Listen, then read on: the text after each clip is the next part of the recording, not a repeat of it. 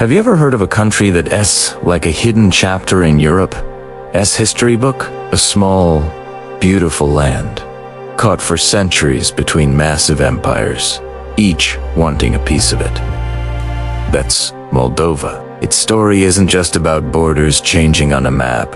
It's a tale of survival, of a unique culture that refused to disappear. So, let's pull back the curtain and explore the fascinating, often overlooked history of Moldova. Our story begins long before the name Moldova even existed. We're talking thousands of years ago, with the Cucuteni Tripilia culture. These weren't just simple farmers. They were master artists and architects of their time. Imagined bustling towns, some of the largest in Neolithic Europe, with thousands of people living in intricately designed two-story houses. They created stunning pottery, swirling with red, black, and white patterns, each piece telling a story. But here's the mystery. Every 60 to 80 years, they would burn their entire settlement down and rebuild it from scratch. Why? Was it a cleansing ritual? A way to honor their ancestors? Or something else entirely? We still don't know for sure, but it shows a deep, cyclical connection to their land.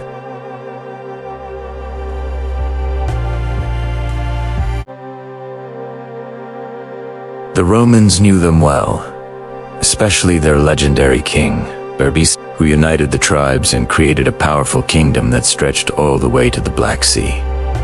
The Romans saw them as a serious threat, and eventually, under Emperor Trajan, they conquered Dacia. This Roman influence was huge. It brought roads, forts, and most importantly, the Latin language, which mixed with the local Dacian tongue to create a unique Proto-Romanian language. This is the very root of modern Moldovan and Romanian. So, when you hear the language, you're hearing echoes of Roman soldiers and Dacian warriors. After the Romans left, things got a bit chaotic.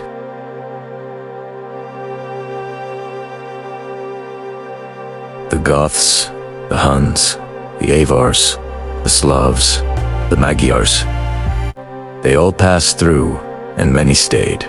Each group left its mark, adding new words to the language, new foods to the table, and new genes to the population. This period, often called the Dark Ages, was tough, but it forged the resilience of the local people, the Vlachs, who were the descendants of the Decaro. They retreated to the forests and mountains, preserving their language and their Orthodox Christian faith, waiting for their moment. That moment arrived in the 14th century.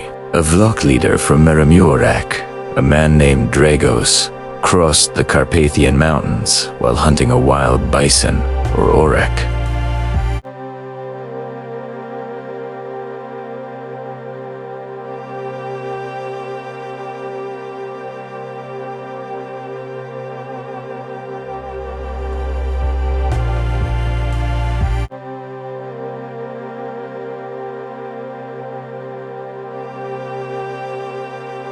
A symbol of strength and independence that you can still see on Moldova's flag today.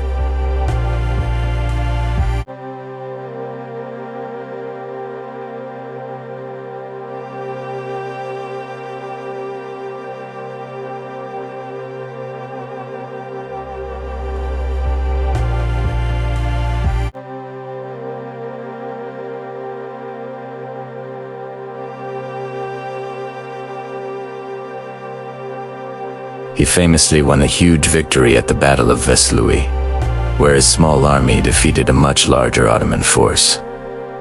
But he wasn't just a warrior. He was also a man of deep faith and a great patron of the arts. He built dozens of churches and monasteries across the land, many of which are now UNESCO World Heritage Sites. These painted monasteries, with their incredible exterior frescoes depicting biblical scenes, were like storybooks for the illiterate, a vibrant testament to faith and culture.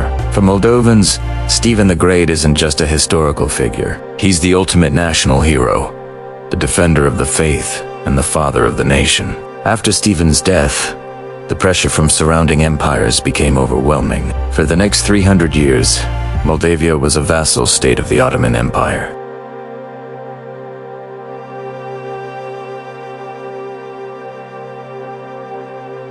This was a difficult period, marked by political instability and constant raids. The Phanariates, wealthy Greek families from Constantinople, were often put on the throne, and their rule was known for high taxes and corruption.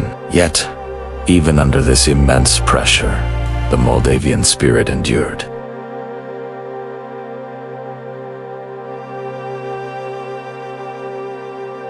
Then, in the 19th century, a new power entered the scene.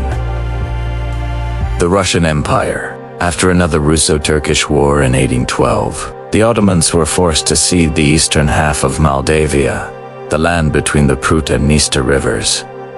The Russians called this new territory Bessarabia, and just like that, the historic Principality of Moldavia was split in two.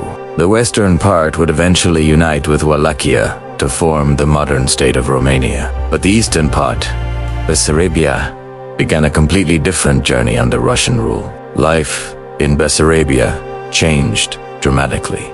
The Russian administration encouraged colonization by other ethnic groups like Gagos, Bulgarians, Germans, and Jews, creating a more multicultural society. A policy of Russification began, aiming to replace the local Romanian language and culture with Russian ones. The language was banned from schools and churches. It was a systematic effort to erase the region's native identity. But you can't just erase a culture. People continued to speak their language at home, sing their traditional songs, and tell stories of Stephen the Great. The identity was suppressed, but it was never extinguished.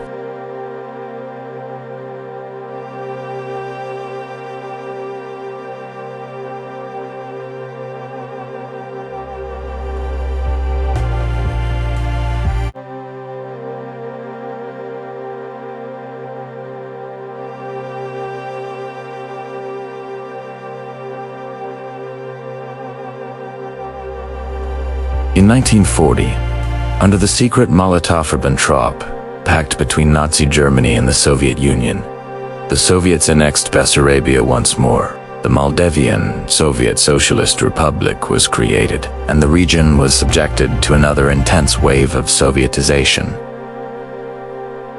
This Soviet period was brutal.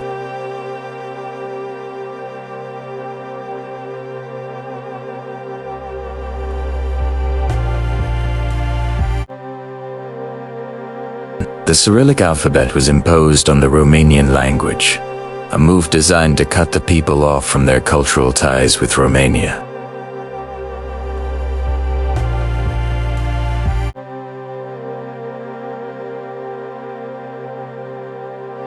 It was a classic case of imperial division. Yet, despite decades of propaganda and repression, the memory of a shared history and culture remained alive, passed down through families and whispered in secret. Then, in the late 1980s, as the Soviet Union began to crumble, the winds of change blew through a massive national revival movement emerged. Hundreds of thousands of people took to the streets, demanding that their language be recognized as the state language and that they return to the Latin alphabet. It was a powerful, emotional reclaiming of their identity. On August 27, 1991, following the failed coup in Moscow, Moldova declared its independence. After centuries of being caught between empires, it was finally a sovereign state. The journey since independence hasn't been easy. The country immediately faced a separatist conflict in its eastern region of Transnistria, a problem that remains unresolved to this day. It has struggled with economic challenges and political divisions, but through it all, Moldova has been on a quest to rediscover its true self.